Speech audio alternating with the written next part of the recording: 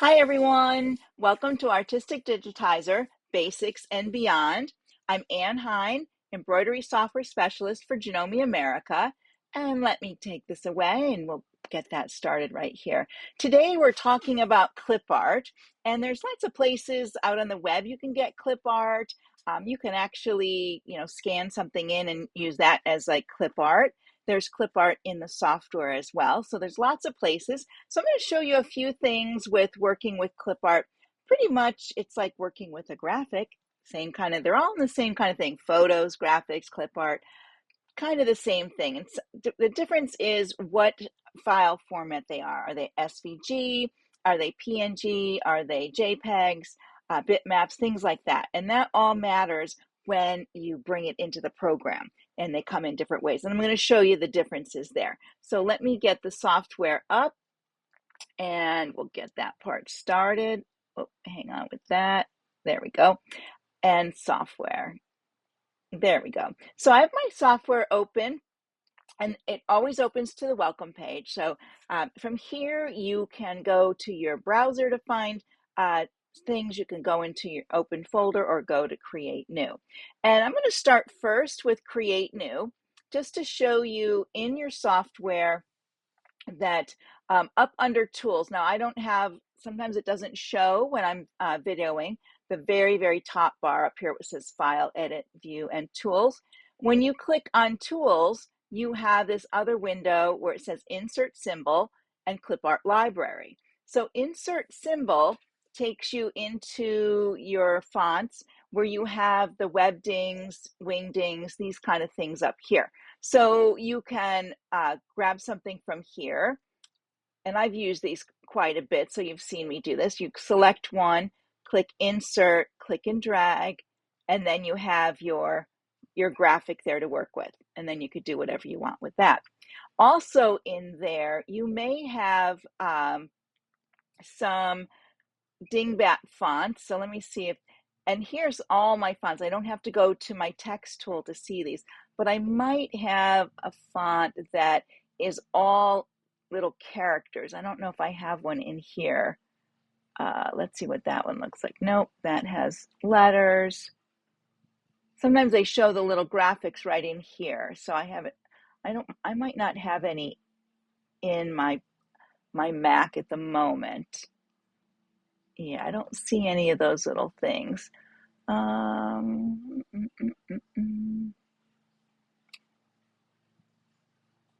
Nope, these are all letters. Okay, but you'll see sometimes they show up with little graphics in here, and then you can choose them, and they come in already as stitches. They can auto convert.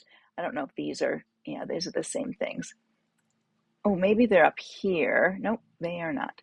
All right, well, I'm going to let this go, but you'll know when you see them. You would normally have to type like an A to get a design, a B, and so forth. They're connected to the letters. But in my Mac, I can open them up in here and I'm sure I know we can do this the same in a PC under Insert Symbol. So you'd be able to access them here rather than through your letters, your text. The other one that's in here is the Clip Art Library. Now, this is called the Clip Art Library, but it's not, these are somewhat already embroidered designs. It's a kind of a easily resized, and you can use a search word down here if you want to do like flower. I'm going to do this little flake here. You select it, you go to Insert, again, you click and drag, and there's your design. And let me click off of it. And then you can make changes to this however you like. I can come in here and I can ungroup it, and then I would be able to select different parts, change colors, change the style of stitching over here in my, if I want to make that a step fill, I can change that. Let's make this well, that's an out. Are these coming in as outlines? There's a fill. We're going to make it a step, and then I can make it have a little bit of a pattern on it. So you can make changes in here, resize these, clip things away, take whatever you want on those here. You can also come in here, and if you create a design that you would like to save in the Clip Art library, you can create a clip art and and save it. And I did a video on that a while back. I'm going to have to go back through and do another one. But you can keep your own clip art in here. And you can see when I first open this, that this is the ones that I've created. Okay, there we go. So we'll come back and I'll show you how to do that in another time. All right, so let's go back. So those are the things that are in the program. You can make all kinds of changes to, but a lot of us, we find things out on the web. And I'm going to go back to my browser because I brought some things over from my PC. So let me see, we'll go here. Let me close this here so we can see. You can see down here, I have my CM17 and my S9 connected. So I can always take a look in here as well if there's a design I want to bring over, if I've saved it to the machine, and then if I want to look at the machine built-in designs, those are right here. So I don't know in my, yeah, that keeps closing on me. I'm not sure why that's happening. But anyways, I'm going to go up into my USB, and I'm going to go right here to April Graphics. So these are things that I found. Some of them, they're the little baby things up here. These come from Daily Art Hub. It's one of my favorite sites. It's really maybe for scrapbooking, but you can use it for many different things. And with this graphic, I have it as an SVG in the blue, a JPEG, and a PNG.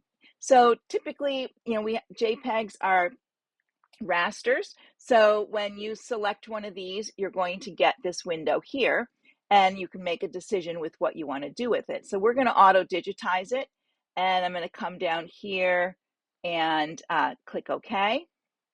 And I'm going to make my accuracy 5. My color limit, this is where I count the colors. And this one has, it does have white there, so I might count that.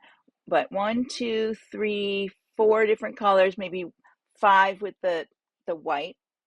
But if I want to remove that background, I can click here and I can click over here and it'll take the background away. Now, I can do that here because the white is not within my piece. If there's white in there, maybe you're doing something, with white inside your design, it'll take the white out of there as well. So I will remove that afterwards, and I'll show you that as we go. So here we go. We're going to hit trace, and then it'll appear right here. Now, it didn't take those sleeves for some reason, so I'm going to go back. I'm going to delete this, and I'm going to go back to my browser, and I'm going to try it again. And I'm just going to auto digitize. I'm not going to remove that white part because I think for some reason it took that part there. So let's say 5 colors again. Maybe I can give it a 6 and we'll see. There, oh, it's not liking those sleeves. That's unusual. But what I have here, if I move it aside, let me select all of it here. Hang on. My graphic should still be under there. If I want to draw anything, I could do that. So let me undo and put that back on top. I'm going to delete the white. So if I select here, I can see that down here, just the white is selected. So I can come here and delete it. And then I would have to draw in this particular case, the little sleeves. So I could do my digitize outline shape tool, hit shift so I get maybe a little curve. I want a curve across there. So when I have shift selected, let me backspace here. It'll give me lines, and if I don't have it, it'll give me curves. So there we go. So I could create my sleeve this way. Let's make it this pink here. Let's select it, this pink here, and delete that part. I don't want an outline. There we go. So you can create, if you have a mishap like that, of course you can fix all your stitching here. So that was a JPEG. If I go back in here and I open a PNG, it's going to give me the same thing, and I could auto digitize. I could pick any of these other ones if I wanted to. I don't know how well it would look as paint stitch, but we could try that one. There we go. So now it's more of a thread work and you can see it there. You could work with it. Here, when you bring in a paint stitch though, you can make it artwork from this point and make some other changes to it. So we're going to go back in here. So a PNG again would be auto digitize if you wanted. Again, you would come in here to accuracy. Maybe I'll bump that accuracy up a little bit. Please see if we get that sleeve. My color limit, let's say 6 in here. And then I'm going to hit trace. Yeah, it's not taking those little sleeves again and the inside part. So those would be things I would have to add if I don't have this as an SVG. Let me show you the SVG. SVGs are vector graphics. They auto convert. So you only have to double click on them and they open up. Look at that, also nice. Then I can just select parts of this. Maybe I would like to make this look more like it's knitted. I could use my stitch flow tool over here for direction and maybe move those this way, or maybe I'll move them this way a little bit. There we go. And then on the other parts, if I, maybe I don't want this part to look knitted, I could come in here and pick a different piece in there. So you can make all those changes, color changes if you want. You can add in, if you wanted to add in a design in here, let me undo what we did here, like that. If I create a little shape, and let's see, I'm going to make a little star. There we go. And then I'm going to click and drag my little star. I'm going to select it, delete the outline, and then I'm going to make the star a different color to start with. I would like to make it, let me see, down here. Maybe this little orangey color. There we go. Now I'm going to have the star selected. I'm going to select this inner part here. I'm going to right click, and right down here it says array, and I could use the outline, create an outline from those shapes so there'd be stars on the edges, or create a fill. So I'm going to create a fill. There we go. So now the inside of my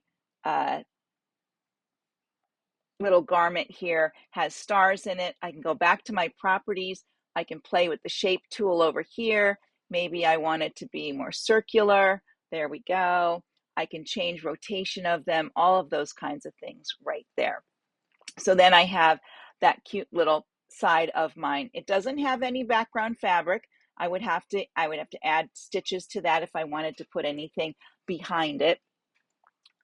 One of the ways to do that, if I undo all of this, if I copy paste this, let's copy paste it, and then the top copy, I'm going to turn it this like purpley color, and then oops, my little shape over here, I'm going to make that the that orange color again. Oh, I don't want both of those selected. Let's ungroup those. There we go. Just select this one, and now we'll make it a dark purple. There we go.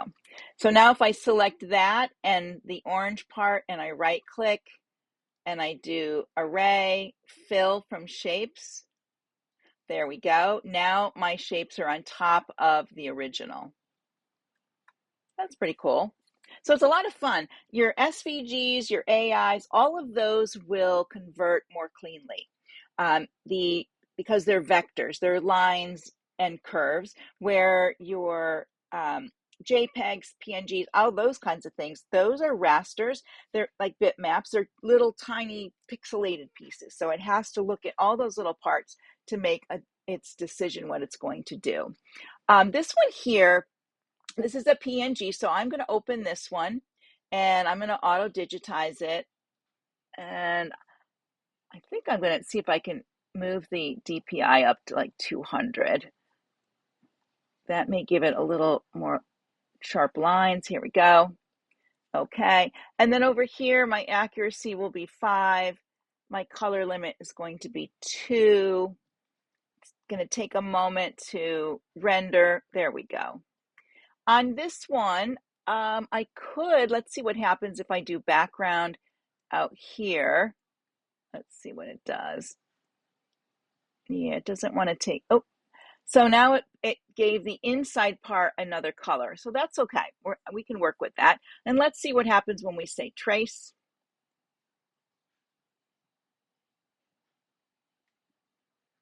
And see, with that dark color in here, you lose all of that part of it.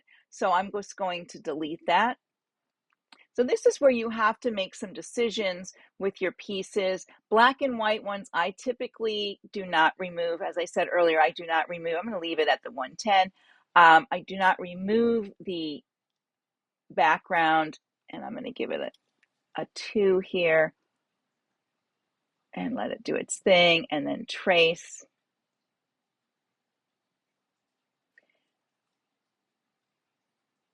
There we go.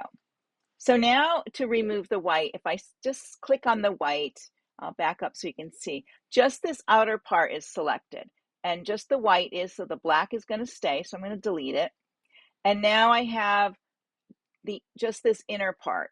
So these are little sections. Now I can, pretend I'm like working with a coloring book, and I could go through and select different parts and make them colors. Now, if I wanted to just have the black outlines, they're not really outlines here. They are considered a fill here. I'm probably a satin. Let's see. Yeah, a satin fill over there. So I'm going to select the whole thing.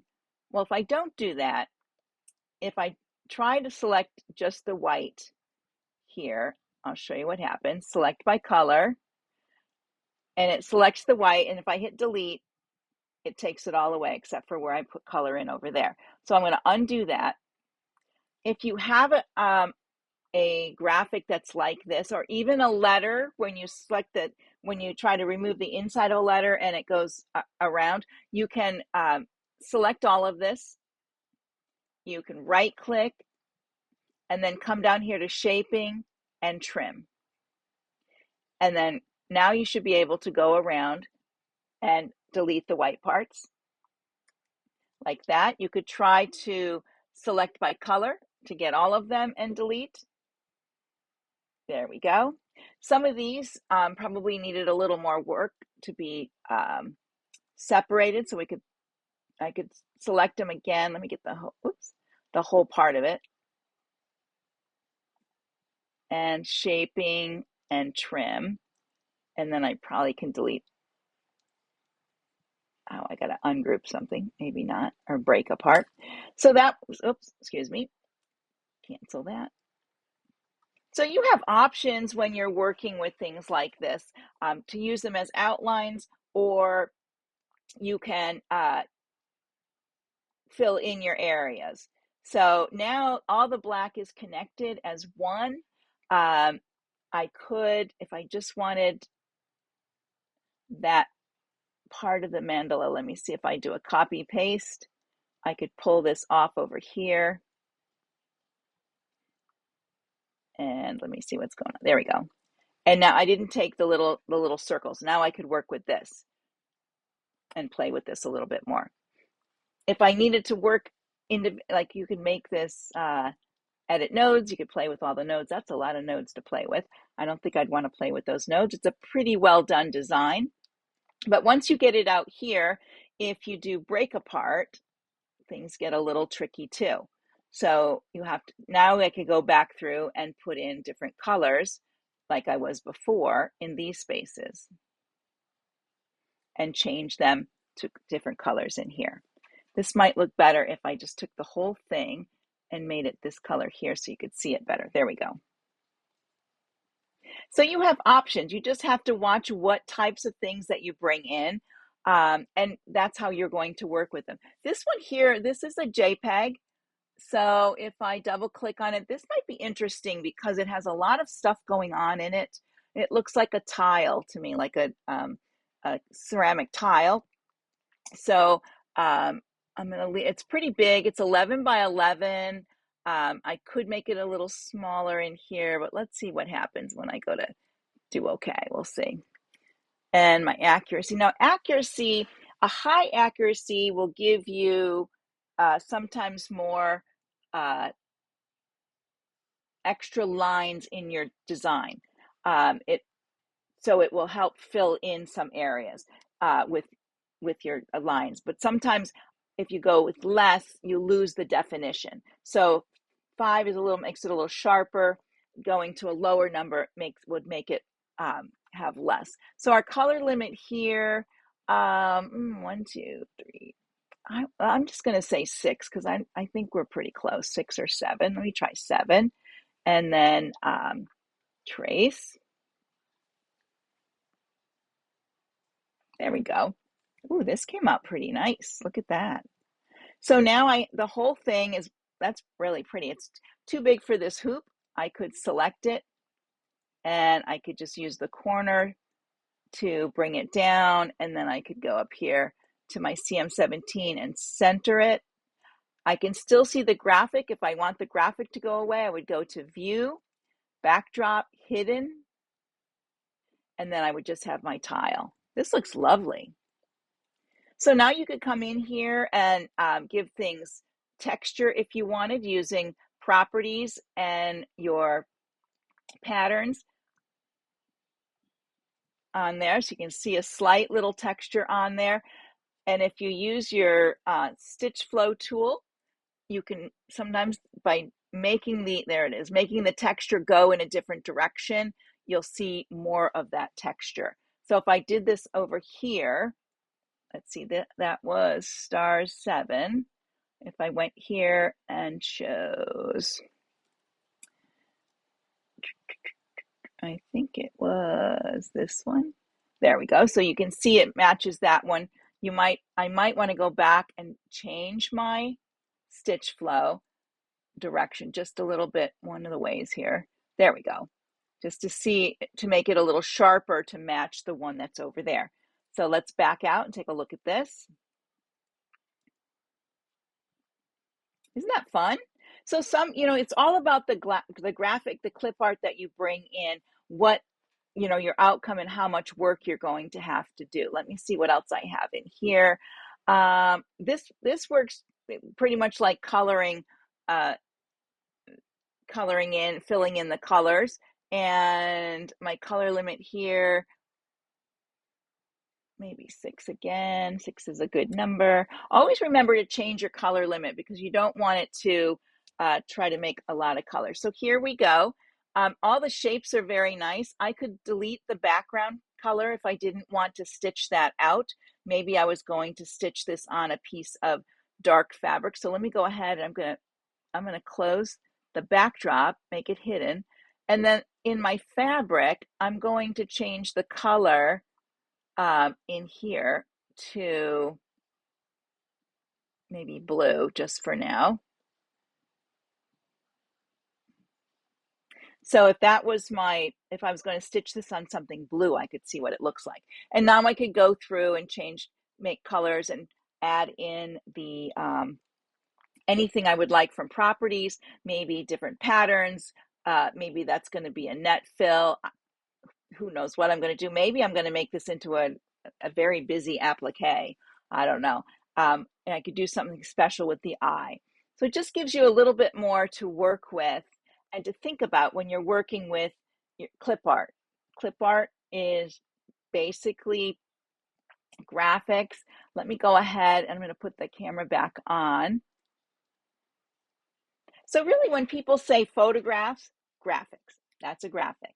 It comes in as a graphic.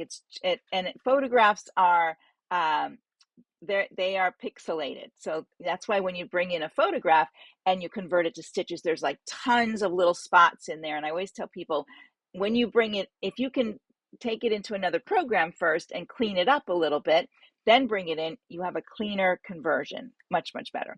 But if you don't, and you can't do that, what you need to do is zoom way in and go through and pick out, there'll be like little 3 stitches here and 3 stitches there. Go through and take those all out of there. You don't want those in there. And then you can work with your piece. You can always bring it in as a backdrop and then create your parts from there if you wanted to. There's lots to do. Or turn it into paint stitch. I'm going to be doing some more things on paint stitch as we go along too. All right, everyone. Thank you for joining me today. Hope to see you again next week as we do more with our Artistic Digitizer. Bye for now.